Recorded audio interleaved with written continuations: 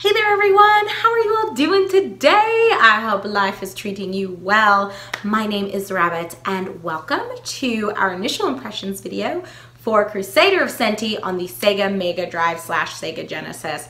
I have to throw out the disclaimer that I'm filming this about a week and a half, close to 2 weeks if I am to be totally honest with you guys, since I actually had recorded that batch of videos. So I'm just so sorry. I more than likely am going to space a couple of points that I'm sure I had even mentioned to you guys in real time while I was recording that footage, but it's just been so wild. The last 2 weeks of February were absolutely just insane, and I did not have a chance to sit down and record this because I was getting off work and it was already dark, and by the time I get up in the mornings, it's not really a suitable window of time for me to film like live action videos. So long story short, I'm not going to remember all the points that I originally was wanting to make. I actually did not take any notes for some reason. I probably should do that immediately after recording that first batch or first set of videos, and I cannot speak English today either, so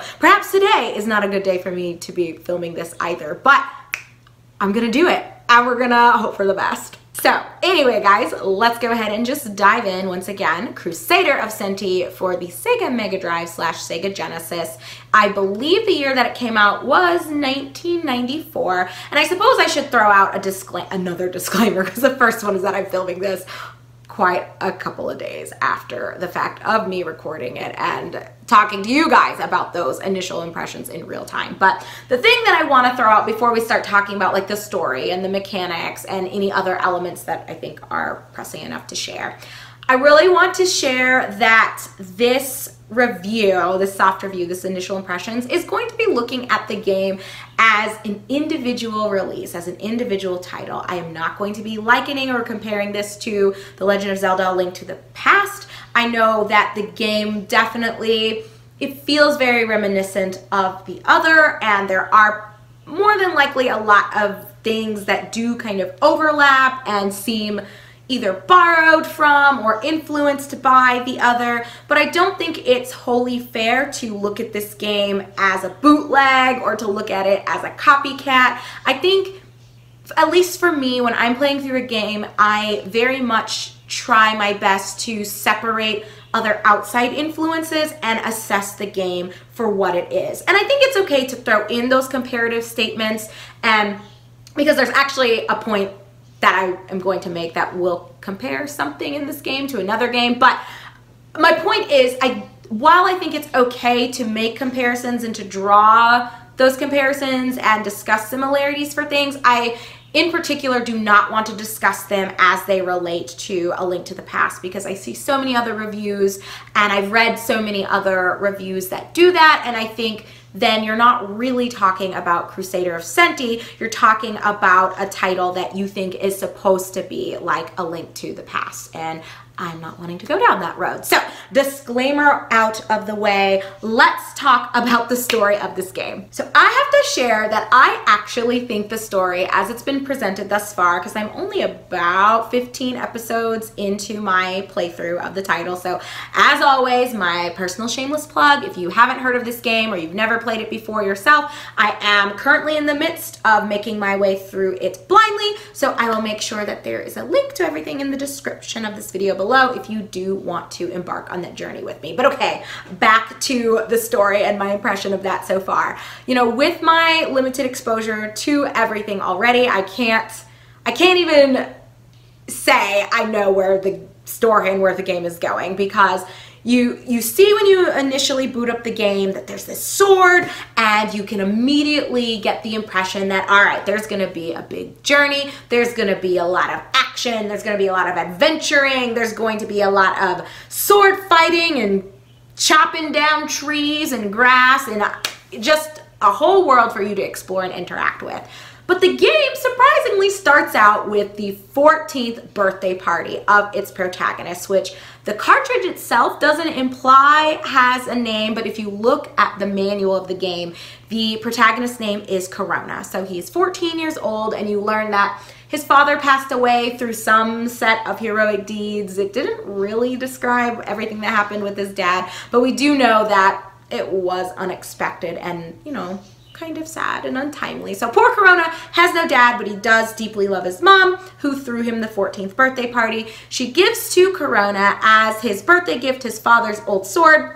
And you're essentially then thrust into the world. You know that you need to go talk to the king so you can figure out what you need to do regarding training so that you can begin defending your own town and defending your own kingdom and just being a contributing member of society at 14 years old. Like, it's a little wild, but I think they do a good job of starting you out in a little bit of a lighthearted way and giving you somewhat of free reins of exploring and getting adjusted to some of the mechanics, although, you know, it's a game from 1994. It's not that complex. It's not that hard to get used to any of the buttons or the mechanics, but we'll talk about that in a second. So wrapping up my thoughts on the story. So it starts off so cute and you're kind of just adventuring through. You know, you need to go and complete a set of training sessions so that you can receive these medals that I guess just indicate that you're ready to actually defend the city and to be that warrior and that next hero that they might eventually need.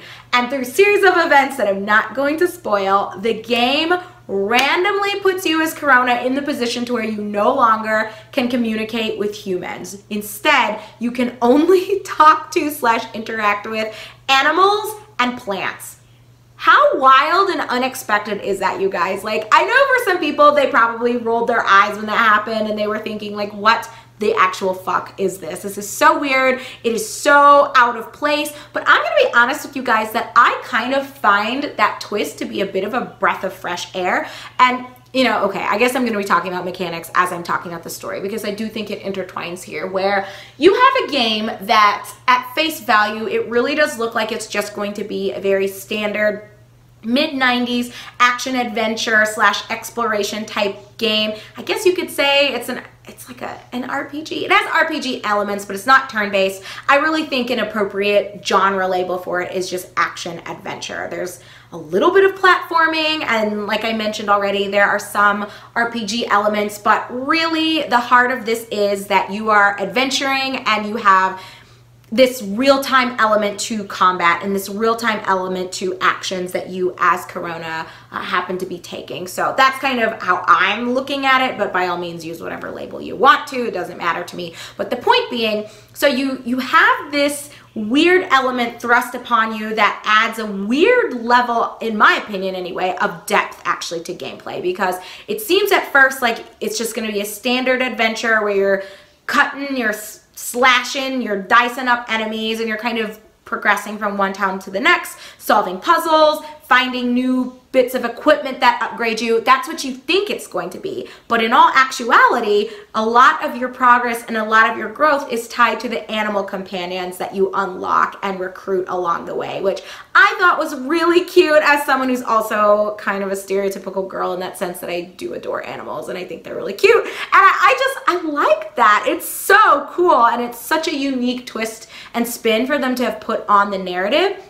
And I think in terms of the actual mechanics piece that I began to bring up, I do think that it really brings some depth to it, because you're not just looking at Corona progressing by finding a new set of bracers that lets him attack more powerfully or finding shoes that let him run faster. Instead, it's like he recruits animal A, and yes, there are different types of animals. It's not like it's just a dog, a cat, and I don't know, like a fish. You have this weird array of random creatures, random critters that I don't even want to spoil for you guys, but there was one point where I just burst out laughing at the creature that you end up recruiting, and he does have, you know, a unique ability that he imparts upon you and that you're able to now utilize as a result of him joining your team. And I just personally, I found it very refreshing. So I think not only in terms of the fact that you have these different animals that you can interact with, so story-wise, I thought it was just kind of cute and very weird and a little eccentric, but not in the try-hard kind of way, but more so in the oh, that's an interesting creative twist kind of way that I wasn't expecting, but is extremely welcome at my doorstep anyway. So you have that element going on, but you also have, as I was beginning to mention, that component that contributes to the growth and progression of the protagonist, because a lot of his powers, not all of them, but many of his powers are tied to you unlocking the animals. So I had mentioned at the start of this that there is a game that I don't necessarily want to compare it to, but that this element and this feature reminded me of, and that is, as embarrassing as this is to even say that I've played, Rolo, I think it's called Rolo to the Rescue. It's the game also for the Genesis that, well, is it for Genesis? I think it is for the Genesis. I don't have the game anymore. I had played it actually on this channel, so if you want to take a look at that, by all means, knock yourself out. But anyway, Genesis / Mega Drive game that is more of a platforming type of experience, and you play as this elephant that goes around trying to save his various animal companions and animal friends that are being imprisoned by, I think it's a zookeeper or someone who runs the circus or something weird like that. So you go around, and as you're unlocking access to these different animals, you gain new power-ups and new abilities that allow you to traverse random new things that are thrown at you. Like you can swim in the water, I believe is the beaver. The squirrel allows you to scale the side of hills and trees, and just random shit like that. Like Rolo the elephant himself can shoot projectiles because he sucks up things with his trunk.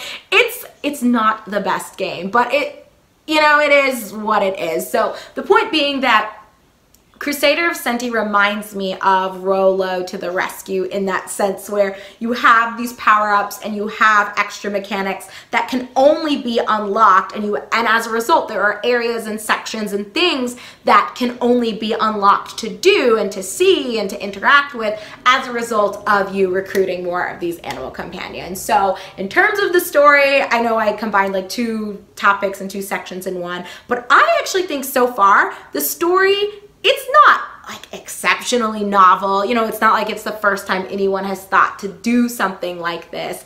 But I think in this genre and in the way that they kind of start things out in such a lighthearted way, there is no way I would have ever predicted that this pre-hero or this hero in the making would suddenly find himself unable to talk to his own kind, and that progression and growth was going to be tied to you building relationships with fucking flowers and dinosaurs. Like, I just was not predicting that. So I like that the game has surprised me a lot. Now I will say there's not a lot of, I think, purpose and meaning to the story. It definitely feels like you're just going through the motions for the sake of seeing the narrative unravel. Like, I certainly wouldn't say I feel that emotionally invested in everything going on, but I appreciate how non-predictable, and in a sense it's kind of non-linear, because you can explore various areas and you can't necessarily proceed without things being unlocked, but there is a lot of backtracking for solving puzzles and for getting those collectibles to build your HP or your apple gauge, which is supposed to basically be your hearts or your lifeline. So, you know, it's not necessarily super linear, but I wouldn't describe it as non-linear. The story is just kind of there's not, you know, a lot at stake for Corona's adventure, but I'm enjoying what I've seen of the adventure so far. So I really like that. I also very much am enjoying how the mechanics are presented to you, how they unravel as a result of you recruiting new animal companions. So I'm 100% on board so far anyway with how certain mechanics have been given to me as the player and how the story and / narrative has been given to me. As for like characters and dialogue, there have been a couple of quirky back and forth exchanges. There's not really anything that I'd say stands out, or at least, you know, not like 2 weeks later since I initially played it, but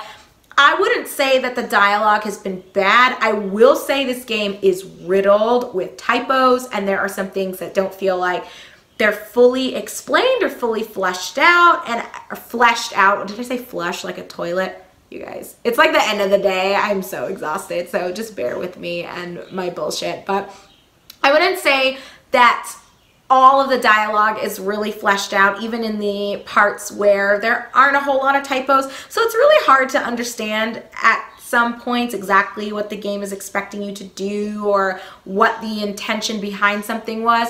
I haven't come across any roadblocks yet, but there was one mini game in particular that I had to do, and the description of what I needed to do made zero sense at all. It was in that forest where Corona got turned into the slime ball. You guys probably know what I'm talking about, but it was just so ridiculous, like how difficult it was to read and comprehend what the NPCs were expecting of me to complete that mini game, or to complete that quest, if you want to call it that.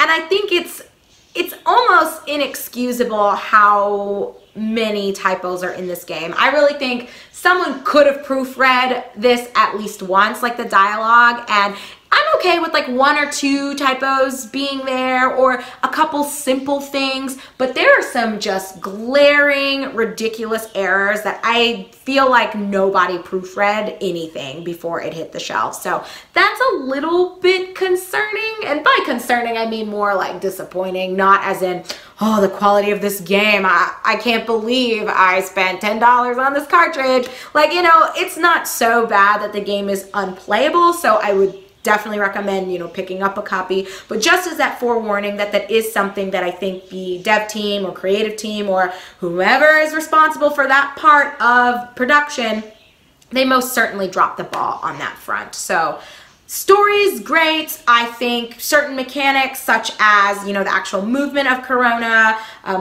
buttons are exceedingly responsive. The ways to execute your various spells are very responsive. Like, I haven't run into too many issues with jumping or slashing. You know, sometimes there are a few hiccups and there are some weird things, like when I was going through one of the training grounds, there's like a rubber band wall that I still don't understand how it works. I just did a trial and error running into it, and eventually I figured it out, but I couldn't tell you how that mechanic works. So there are a few things that I think like, oh, this isn't super intuitive, but there hasn't been anything that's been so bad that I've been frustrated to the point of feeling like I don't even want to play this section anymore, or I don't know how to proceed or how to progress. So that's always a plus, you know, especially for games that are a little bit older, where sometimes it can be hit or miss how some sections were created and designed. But this isn't a game where, at least so far, 15 episodes into it,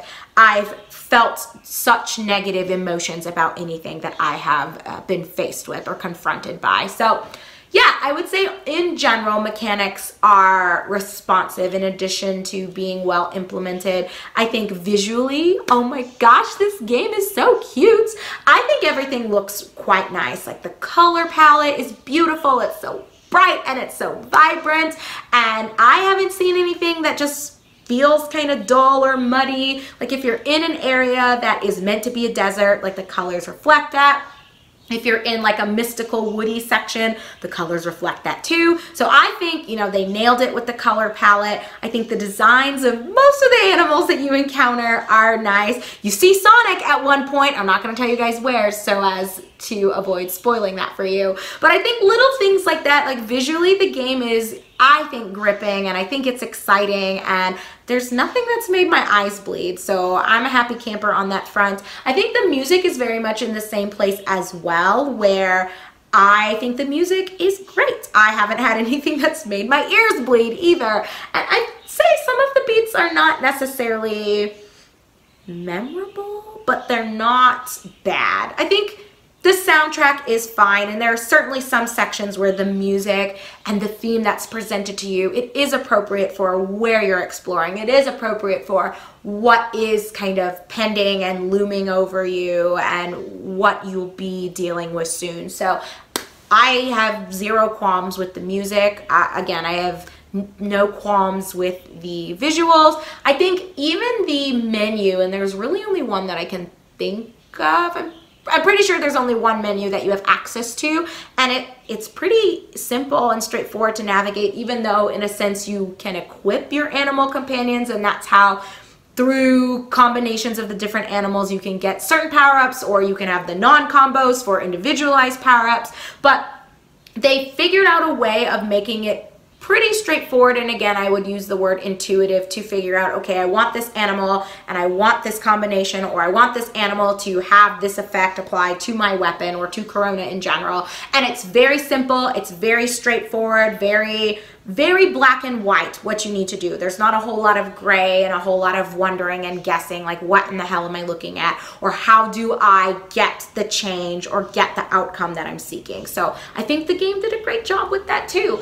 And I know it sounds like I'm just like blowing smoke up Crusader of Centy's ass. Like, the game is not perfect, as I've already shared. I do think that some of the mechanics aren't implemented the best, like that rubber band wall. I do think that the typos and the poor explanations and just poor dialogue at some points, it is kind of glaring, and it does remove your immersion a little bit, because you have to take a step back and ask yourself, like, what in the hell did I just read, or what in the hell does this expect me to do? But those moments are so infrequent compared to all of the other positives that I've mentioned that I don't think they're enough to really detract from your experience and to make the game not worth playing. Whether you like this type of game or not, like, I think most of you that have watched me for a while are more than aware that I'm very much like a turn-based JRPG girl. I haven't played a whole lot of the action adventure or even platforming type of games. I've played a few, and I'm not afraid to try those sorts of games, but in general I do prefer very narrative driven types of media. And when it comes to video games, I think old school, or you know, particularly from this era of gaming and, you know, the generation of consoles and games that followed this one, I think turn-based JRPGs tended to be the most satisfactory way for me to get that. It met that need that I had to have a game tell me a story and for me to feel engaged by the characters and their interactions with one another and the world that they were kind of roaming through and trying to navigate and survive whatever events were kind of transpiring. So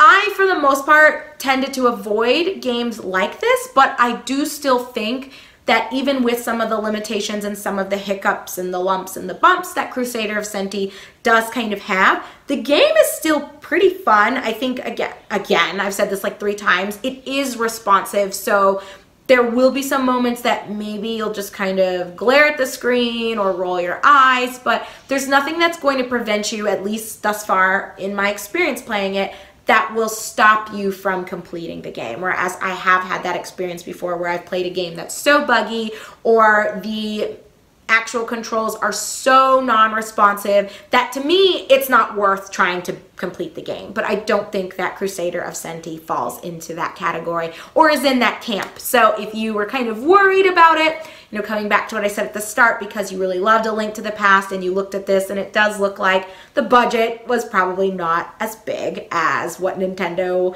pumped into A Link to the Past, but you don't need to be afraid to look out for this game. It's not very expensive if you get it on eBay or you get it off. I'm sure Amazon carries it too, and you can probably find it from a couple other third-party sellers and things like that too. The game is worth having in your collection if you do enjoy that Zelda-style action-adventuring sort of game and gameplay. So I think that pretty much concludes all of my major sections. Like the narrative/story gets thumbs up from me. The characters, they're not the most meaningfully developed, and I don't think, you know, even tying that into the story, that the narrative itself has the most meaning to it, but I do think it's fun enough and it's engaging enough to where I'm enjoying myself, at least. So, you know, that gets a thumbs up from me. Mechanics, I'm really enjoying, for the most part, the mechanics. I like how they've been implemented. I like how responsive a lot of controls are.